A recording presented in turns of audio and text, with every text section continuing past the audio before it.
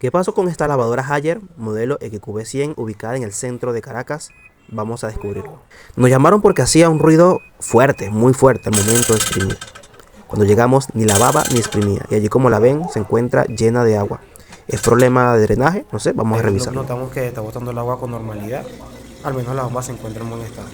Algo muy importante que hay que hacer es verificar el estado de los filtros. Vemos que en este caso se encuentra tapado. El agua viene con mucha suciedad, muchos residuos y hay que extraerlo para limpiarlo. Siempre se desgasta, pero esto se rompió y encima se enredó en la polea. Mierda, sí, no había visto eso. Y yo, miércoles. No, por ahí tenemos eso. Claro, obviamente cualquiera se asusta. Hasta yo escuché esa broma y la apagué de una. Mira esta broma.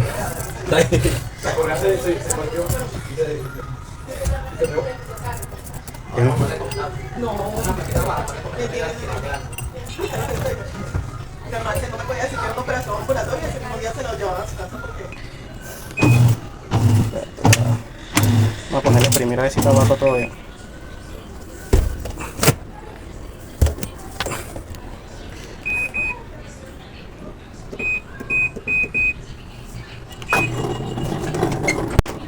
Esa es la bomba, también está pidiendo auxilio. Claro, ahorita porque como la volteamos no tiene agua. Echando un poquito más.